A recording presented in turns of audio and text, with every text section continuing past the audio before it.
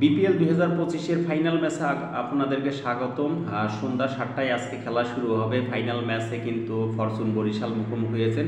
Fortune বরিশালের স্কোয়াডে যারা জায়গা পাবেন আর কি, ডেভিড মালান তিনি কিন্তু রয়েছেন, মাহমুদুল্লাহ রিয়াদ আছেন, তারপর হচ্ছে তামিম ইকবাল কিন্তু নিয়মিত খেলছেন, তাওহিদ হৃদয় কিন্তু রয়েছেন, ফাহিম আশরাফ কিন্তু খেলছেন, তারপর হচ্ছে কাইলে মায়ার্স তিনি কিন্তু চলে এসেছেন, তারপর হচ্ছে মোহাম্মদ নাবি কিন্তু রয়েছেন, মুশফিকুর রহিম রয়েছেন, তারপর হচ্ছে মোটামুটি হচ্ছে মোহাম্মদ আলী কিন্তু দুর্দান্ত মানের বোলিং করেছেন। প্রথম ম্যাচে তিনি 5টি উইকেট তুলে নিয়েছেন।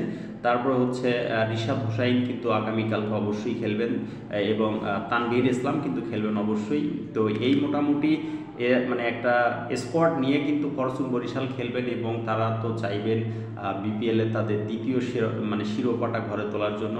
গত বছর তারা তাদের শিরোপা ঘরে তুলেছিল, লঞ্চে করে তারা নিয়ে গিয়েছিল, এবারও তারাও লঞ্চে করে নিয়ে যাবেন।